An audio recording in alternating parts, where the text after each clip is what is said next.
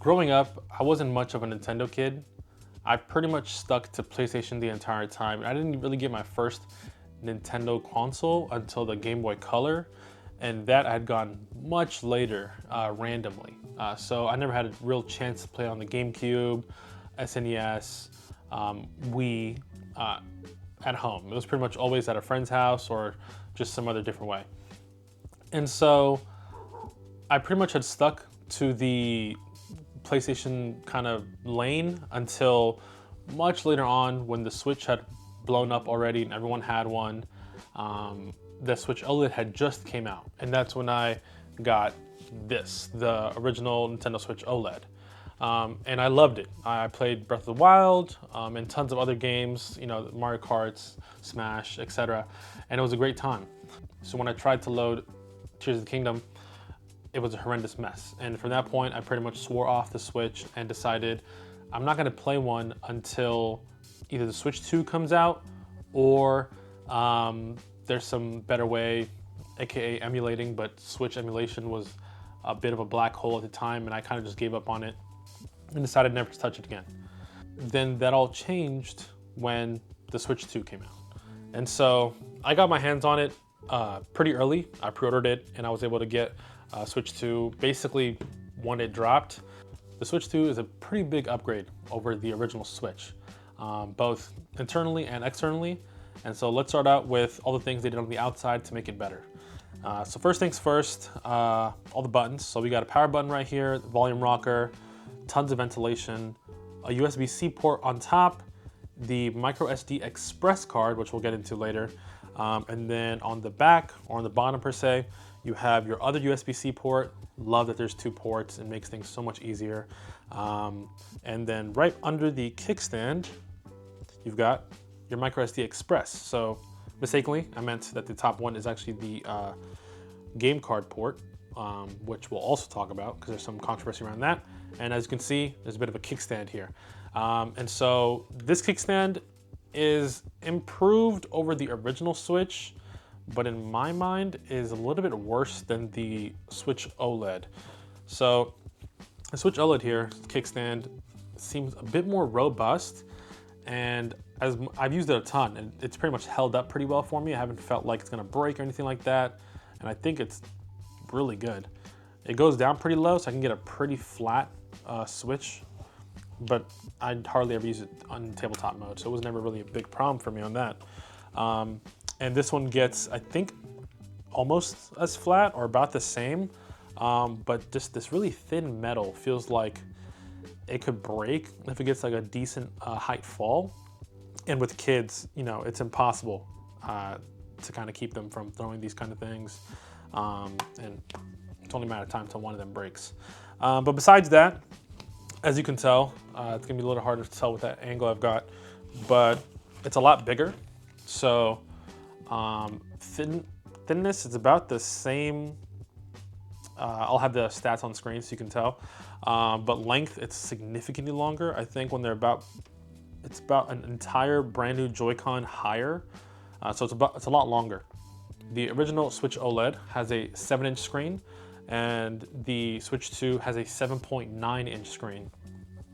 Weight-wise, the original one is about 320 grams, while this one is about 401. So about an 80-gram difference. It is heavier, but if I'm honest, in day-to-day use, it's not that much of a problem. I don't think you'll really notice it. Another thing is this one has a LCD screen, while this one is OLED. Now, there is a bit of a trade-off. The original Switch OLED has a 720p 60 hertz OLED screen that gets pretty bright.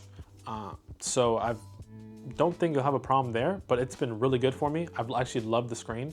I think it's probably the best screen that they've put on any of the Switches so far, and I do mean that as well against the Switch 2, but there's some debate there. It kind of depends on who you are as a gamer. This one is 1080p, so higher resolution at 120 hertz, but it's an LCD screen. If you're the type of person who was playing a lot of handheld games that were more story focused, and you weren't necessarily keeping track of, you know, FPS or weren't playing any like shooters and things along those lines, I think you would probably prefer the OLED screen just because how much colors pop, how much more vibrant things look. But you know, we got the LCD version, and I feel like it's only a matter of time until Nintendo, you know, maybe a year or two from now, releases the Switch 2 OLED version, and it'll cost even more than this one does, which I think will be a little controversial if they don't drop the price on this one. For the most part, they've always been on the, well, pretty old, and performance is really low, but they make up for that with games that are relatively easy to run and are, you know, bright, colorful, and don't require a ton of processing power. And that's kind of been their bread and butter. But with how much third-party games have become part of the Switch experience, especially on the Switch 1, and those games aren't nearly as optimized as Nintendo can make them, they realized that they need a lot more power, because a lot of those games ran horribly. If you guys have seen the Digital Foundry video, you'll notice how when they were testing the Switch 1 on things like The Witcher, I believe Cyberpunk, and some other games off the top of my head, it ran poorly. As far as comfort is concerned in the hand, it's not amazing, but it's not terrible. I think they did a better job than they did with the original Switch. This one was a lot smaller, so I think it was easier to hold, and it's a bit lighter, which I think helps, but there wasn't anything to really rest your hands on. So your hands ended up being like flat on the back or kind of claw gripped, which I think kind of led to it being not as comfortable as I would have liked. So I did throw out like a Satisfy grip, and pretty much that was the only time, the only thing I could do to keep it comfortable for long gaming sessions handheld. But then again, like I mentioned, I was pretty much a dock user at all times. I always had it in TV mode. But I think the Steam Deck here actually is the most comfortable handheld that we have out right now, in my opinion. And I've tried things like, you know, the ROG Ally, the Lenovo Legion Go, but in my mind, when it comes to just pure comfort and nothing else, I think the Steam Deck did a really good job with how they have these kind of contoured hand grips, kind of similar to how a controller does it. They do put buttons right here, but I pretty much never use the buttons. So for me, it's really good to hold. And it's just off of like a quick little weight test, relatively similar. The Steam Deck is heavier, but the way they kind of mold it to fit in your hand really well, and how it kind of curves down here, so it's not so hard at the edges. It kind of just really feels good where your thumbs are, and makes it easier for you to click all the buttons, things like that. I think they did a really good job. And then one quick thing for the screens, as you can tell, they're both still fingerprint magnets.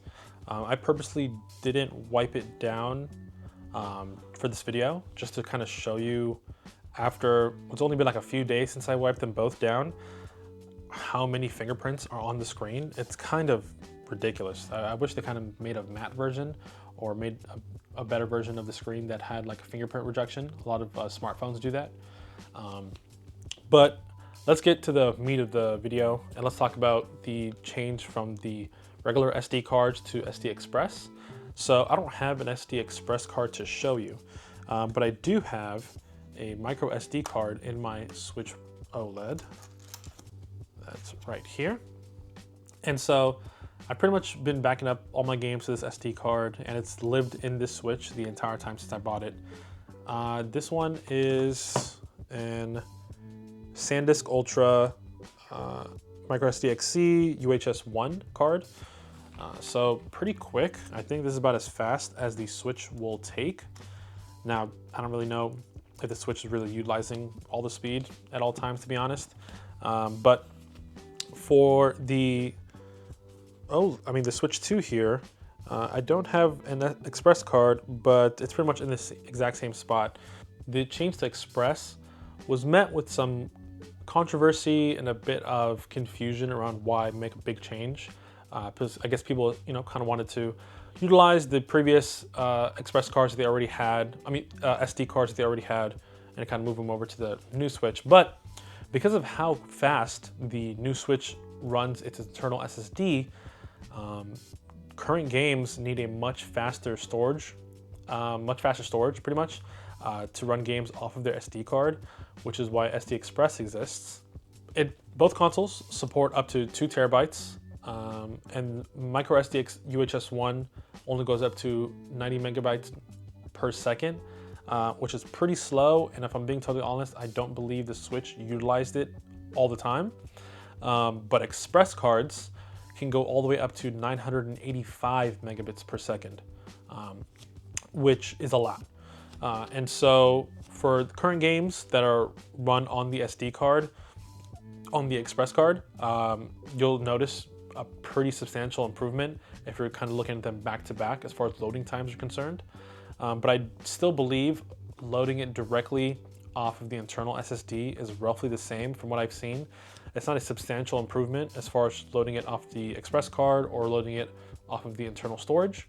But with only 256 gigs, it gets eaten up pretty quickly. Now, that being said, the original Switch didn't have much. I believe it was only 64 gigs. And then as far as just direct upgrades from internal storage, the original Switch used eMMC, which was extremely slow. And now we're on UFS storage, which is great because that's pretty much what all the latest smartphones have been using for the past nearly decade at this point. And I believe this is either UFS 3.1 or slightly quicker. I'll have it on the screen just to be 100% sure on that. Okay, so let's talk about key cards and game cards. So currently at the moment in my Switch 2, I have Pokemon Shining Pearl for the original Switch. I'm still playing it because I played Brilliant Diamond a while back and then never picked up Shining Pearl. I enjoy the game, so I'm playing through them right now. But I haven't bought a current game that requires a key card because I pretty much buy all my games digitally, and I know some people feel a certain type of way about that and prefer physical games for longevity and not having to deal with the eShop or various Nintendo stores and things like Sony and Xbox stores closing down after the console has been EOL. But they did a pretty big change in my mind that I don't think I understand why, other than being completely anti-consumer. And so essentially, what a game card is as you expect, it's you buy the game, from your Best Buy or local store, and it comes with the entire game installed on the card itself, and you pretty much stick it in your console and you're good to go. But key cards, on the other hand, are physical, cards that you put into your Switch but have no game data whatsoever. Essentially, it's a key so that when you automatically, it sends a signal, up to the eShop, verifies that you have a card and installs the digital version off the shop onto your console. But the game itself treats the key card as somewhat of a security card, assuming like you would have if you had a physical game card. And so you can only play the game on your Switch when the key card itself is installed, which brings up a ton of different issues. First things first, once you install the game, you need to have an internet connection to play the game for the first time. It has to verify, which can bring tons of issues in places where internet is unreliable or even just not possible to have on a consistent basis. And games that have been doing that or that have been doing the keycard method are things like Hogwarts Legacy, Star Wars Outlaws, Yakuza: The Director's Cut, and Sonic Shadows Generations. And pretty much all of those games have not really been selling as well, according to a couple articles. As far as I know, all third-party games, aside from Cyberpunk, ironically, have not been selling so hot on the Switch, which I'm on the Switch too, which I feel like was to be expected at the current moment. It's still in its infancy, and a lot of those games, like I mentioned, are using key cards, and for the most part, the Switch itself just kind of Switch 2 hasn't hit its stride yet, in my opinion. But we'll talk about that in a little bit. An example of games using regular game cards, with the save data completely on them, are games like Cyberpunk 2077, as I mentioned earlier, Donkey Kong Bonanza when that releases, which depending on when you're watching this video might be out already or will be releasing soon, Mario Kart World, and Breath of the Wild, as well as Tears of the Kingdom Switch 2 editions. Those are all using game cards with the full save game data on them. Now, as you probably understand, most of those games are Nintendo. Pretty much the only one I mentioned that isn't is Cyberpunk, and that also happens to be the game that is doing very well. And so there's a bit of correlation to maybe why those third-party games aren't selling so hot. But in my mind, I just don't see a reason for using key cards. One of the biggest proponents of using physical games is not only to have the full game data on them, so that in the event of a online shop closing, you have the game. You can play it forever. You don't have to worry about downloading a digital version or trying to find a copy of it online later on down the line, 10 years from now when the eShop is closed. And so, yeah, like I mentioned, not just that, but also trading. A big part of that was you have a game, you played it, your friend has another one, you lend him one, he lends you the other, you guys switch, play, different games. It was kind of a part of the community. You and your friends, maybe you guys don't have a ton of money, but you guys can kind of take turns. One of you guys saves up, buys the big game that's out right now, or one of the games you guys are looking to play. The other one buys another game that you guys are looking to play. You both have your fun with it, switch, so on and so on. And that whole system is pretty much destroyed for anyone that uses key cards. Let's get into the meat and potatoes of the video and talk about what gaming on the Switch 2 has been like. So with gaming, Switch 2 announced what they call upgrades, or Nintendo Switch 2 editions specifically, of various games that were popular on the Switch 1, from in-house games and also third parties. And so the biggest ones that I was interested in were Breath of the Wild and Tears of the Kingdom. Specifically Tears of the Kingdom, since I haven't finished that one.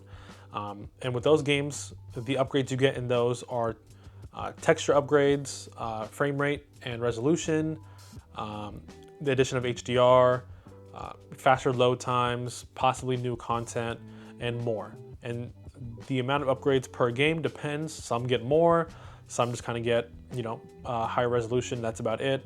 Kirby, I believe the new Kirby game, or newest Kirby game that's out right now, I believe got a whole new level or like a new map or something like that. It's just more content, which is great. Most upgrades for games are, I believe, anywhere from $10 to $20.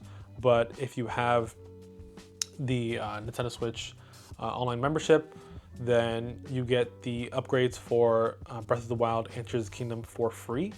But I believe you have to have the upgrade that includes the online expansion pack, which is all the old console game titles that's part of your upgrade. So I think that's the $50 a month one. And then if you also have the family version of that one, you're also eligible for that. Now, you pretty much have to get those if you want to have cloud saved game data. So you're essentially forced to buy that unless you don't care about your game data outside of your console. But again, we can't beat a dead horse on that one, unfortunately. Some examples of games that are getting upgrades are, like I mentioned, Zelda Breath of the Wild, as well as Tears of the Kingdom. But Metroid Prime 4 Beyond, which was supposed to be a Switch 1 game, hasn't came out, will now also be a Switch 2 game, but we'll get an upgrade version for that, which I don't believe you'll have to buy separately as far as I know. Once the game releases, they'll just have a Nintendo Switch 2 version and a Switch 1 version of the game. Super Mario Party Jamboree is also getting an upgrade. And as I mentioned, each game will kind of get a different level of upgrades depending on the publisher and things like that. But upgrade packs don't have to be purely bought digitally as well for all of you physical game collectors. You can also buy upgrade packs at retailers and online stores, like online stores to be shipped to you kind of thing. So that's, I think that's great. I'll have a link below to a Nintendo page on their website that has a full list of all the games that are on the Switch 2 that are backwards compatible with the Switch 2 and Switch 1, and their current status. And they're updating it pretty regularly to show what games that had previous bugs and things that got fixed, so on and so forth. but they've kind of divided it up to games that have startup issues, games that are playable but have some in-game compatibility issues, and then games that pretty much require the original Joy-Con due to it having the IR functionality, or it being needed to like it needs to fit into a specific accessory for things like Labo or other games that required like the physical thing to play the game. Now, when it comes to my experience playing Switch games versus handheld versus docked. Now, as I mentioned, I'm pretty much a docked gamer for 99% of my Switch time. On the handheld screen, like I mentioned, it's 1080p 120 hertz, so it runs pretty nicely. All the games I've played on it run really well. Mario Kart World has been a blast. It's kind of the Switch 2 launch title, and it's been a ton of fun. I'm not a big Mario Kart guy, but I enjoyed playing it. I think Knockout is the most fun that the Mario Kart as a whole has felt in so long. Now, especially when they made it 24 players, it's a lot more chaos, but the game itself runs beautifully. Mario Kart really takes advantage of the full resolution of the screen. The colors are popping. It looks really good. Takes advantage of the full processing power of the Switch, and I think as far as games are concerned, that's kind of the benchmark to hit right now until Donkey Kong Bonanza comes out. We'll see how that takes advantage of the Switch 2, but I think this is kind of the benchmark as far as just how good a game can look with the performance that it has at the moment. Next would be Zelda Tears of the Kingdom. The game runs much better. It's a solid 60 pretty much at all times. There's hardly, if ever, any stuttering, but the HDR just isn't hitting as strongly in handheld. In docked, I noticed a lot more since I have a much nicer HDR TV. But yeah, it's great, but not mind-blowing in any sort of way. Fortnite, on the other hand, is a different story. So I pretty much only downloaded it so that I could check the mouse mode. You're expected to essentially use the Joy-Con as a mouse and kind of move it around like this. Now, I don't know anyone who, one, asked for this feature, and two, would use it like this. It's extremely uncomfortable to hold like this. There isn't anywhere to really grip except for your index finger on the trigger. And these buttons all still work. So the trigger acts like a right click, and you're expected to kind of move around. And as you can kind of see on the screen, like I'm moving around elements. Now, I did hear people were going to kind of 3D print some sort of grip to kind of make it feel more mouse shaped. And when they do that, and I'll print one of those out to try it out, I think it makes a little bit more sense. But even, assuming you had this docked, at like your PC setup, you have it docked, you got your monitor, and you have the 3D printed mouse grip, a lot of games don't support keyboard. So essentially what you're expected to do is take off the second Joy-Con and use this as your left hand, how you'd expect a Joy-Con to be used, and then use this as a mouse, or vice versa if you're left-handed. Now, some games, and by some, I mean, as far as I know, only one supports mouse and keyboard, and that's Cyberpunk. It supports mouse in-game, but the Switch itself actually doesn't natively support, it supports keyboard in-game, but the Switch itself doesn't natively support keyboard to move around the menu. So there's that, I guess. Hopefully more games support keyboard, and maybe I think there's like a possibility for a lot of like PC games to get ported over. And I could see it making sense if you're a docked guy on a monitor. Again, really niche crowd of people who will actually take advantage of this feature. You're gonna be telling me in the comments, Danny, there's tons of games to play on Switch 2. And in that sense, you're right. There's a whole Switch 1 catalog to go back and play through. There's also tons of games that are being ported over and getting upgrades to the Switch 2, and some games coming out currently, brand new games for the Switch 2. But games that are currently coming out that probably should have been launch titles, like Donkey Kong Bonanza, Pokemon Legends ZA, and Metroid Prime 4 Beyond, all have different dates. Donkey Kong coming out pretty soon, within I believe like a week or two from the date this is being shot. So that's pretty fun. But Pokemon Legends ZA is, I believe, October of this year, and Metroid Prime 4 Beyond is 2025. Now, whatever that means. So it could be tomorrow or December 31st. So essentially, the biggest games for the Switch 2 aren't here yet. And honestly, with the games that are here now, if you're someone like me who really wanted to play Tears of the Kingdom, or just another game that just didn't really run well and you wanted that extra horsepower, and you weren't willing to go through trying to get emulation set up like me, then I think it's great. You get your Switch 2 earlier than most people should. If someone were asking me right now, should I buy a Switch 2? I would say yes, but wait until the fall, ideally, Christmas season, which is what I think a lot of people are going to buy their Switch regardless. Even though apparently 3.5 million people bought it within the first weekend, which broke a record for most consoles sold within a launch weekend. And so people are going to buy them regardless, regardless of what I say, regardless of what other people say. And yeah, that concludes the video. If you liked it, drop a like. In the comments, let me know if you guys have already bought a Switch 2. What are your thoughts on it? Have you been enjoying it? What games are you really playing right now? What are you looking forward to? Any issues you run into, bugs, things along those lines? Kind of just let me know what your experience has been like. And if you enjoyed the video, watch any of my previous videos. I'm going to try to sprinkle a little bit more tech, like gaming tech, because I have a Steam Deck. I never made a video on that, and I'm playing games all the time and stuff like that. But I've kind of only made content around filmography, photography, and just kind of random topics here and there, as far as just film is concerned, and TV shows I like. So yeah, let me know what you guys thought of the video. But that's it. See you later.